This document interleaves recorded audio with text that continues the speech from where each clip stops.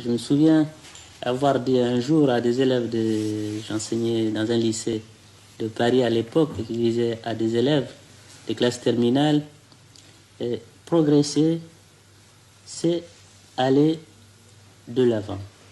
Tout le monde a éclaté de rire. Et j'étais content parce que je m'attendais à ça. S'ils avaient pensé que ça allait de soi, s'ils n'avaient pas pensé que ça allait de soi, je n'aurais pas été content. J'étais très content.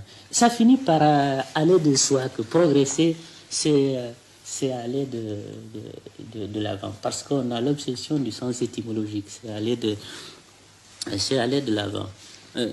Or, il faut toujours revenir aux sources. Vous savez que chez les anciens, une conduite de l'homme ou d'une société n'est pas un progrès, n'est un progrès que dans la mesure où elle est le reflet exact, la restitution du modèle exact des conduites des anciens. Le progrès éthique, c'est-à-dire la valorisation éthique, le progrès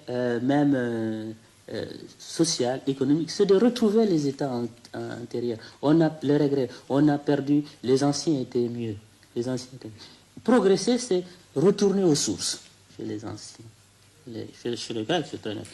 En Afrique, cette mentalité dans l'Afrique traditionnelle existe d'une certaine façon. Et c'est certainement ça qui explique que dans toutes ces sociétés anciennes, si on regarde, on fait une analyse fine des problèmes, on s'aperçoit que, par exemple, c'est la raison pour laquelle les vieux sont entourés de respect.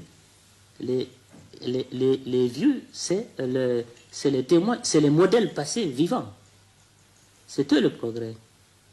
C'est eux le progrès. C'est pas le progrès, c'est parce que les anciens, par principe, les anciens ont toujours mieux fait que le nouveau. Ça, c'est l'anti-progrès au sens moderne. Alors, la perspective est complètement renversée. Actuellement, c'est aller comme de soi que progresser, c'est ajouter quelque chose à ce qui se faisait autrefois. C'est la fuite en avant. Il y a une légère confusion entre progresser et évoluer.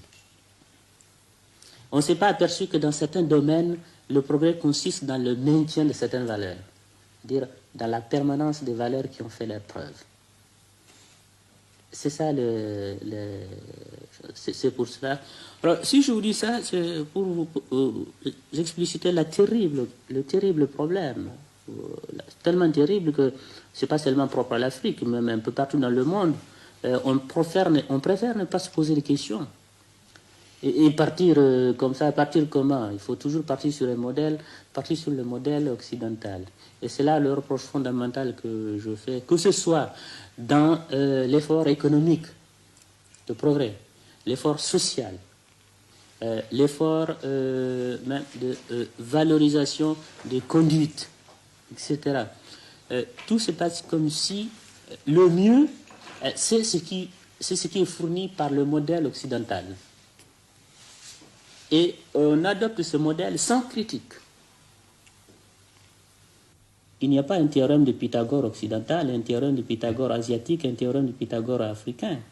Il n'y en a pas. Ça non.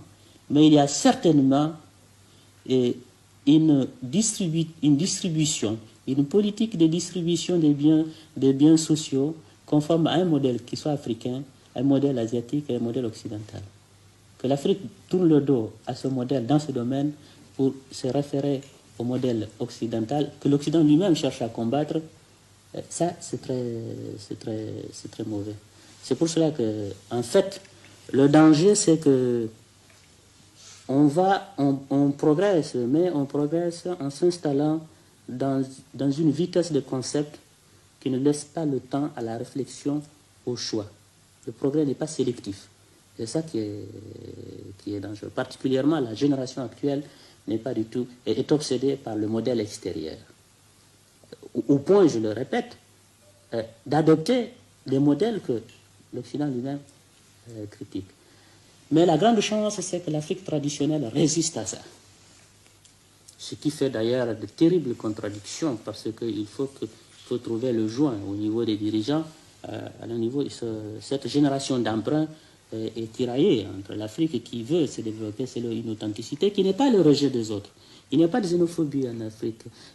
Je l'ai toujours dit et ça paraît paradoxal pour ceux qui ne connaissent l'Afrique que par les journaux. L'Afrique n'est pas xénophobe. C'est pas connu ça. C'est des sentiments qui ont été importés, qui ont eu leurs adeptes là-bas et qui les ont encore. Mais c'est importé. C'est une importation.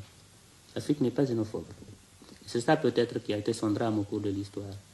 Mais enfin, vraiment, le progrès pour l'Afrique, c'est d'accord, c'est une nécessité, c'est même une réalité. La seule menace, c'est cela. Et ce progrès ne sera authentique que si l'on trouve le moyen de s'attacher à sélectionner les modèles qui s'offrent à l'extérieur et qu'on ne se précipite pas sur le modèle parce qu'il vient de l'Occident. Quand je dis l'Occident socialiste ou autre, car chacun a pris un peu partout. J'ai vu des livres rouges installés ou des livres bleus ou certaines mémoires de certaines personnalités occidentales qui sont distribuées même à des paysans illettrés.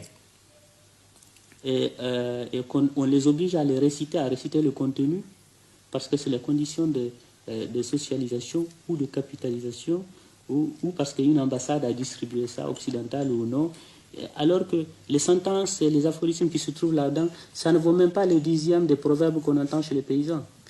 On va donner au baccalauréat des sujets, par exemple, que pensez-vous, quelle est la valeur, déterminer la valeur du loisir dans une société dont le critère des critères c'est le travail, c'est la recherche du travail, le fondement du travail. On invite les bacheliers à méditer sur la valeur du loisir. Ce sujet composé à l'extérieur et envoyé. Voilà le type du modèle. Je crois que c'est le vrai. C'est pour cela qu'il faut beaucoup souhaiter que la future génération de l'Afrique soit une génération d'hommes lucides qui progresse sans démagogie, ni interne, ni externe, et qui garde les valeurs authentiques de l'Afrique, qui sont les valeurs d'ouverture, mais une ouverture qui soit critique. Et ceci sera au bénéfice de tout le monde, car le reste du monde n'a pas intérêt à voir se développer une civilisation d'emprunt en Afrique.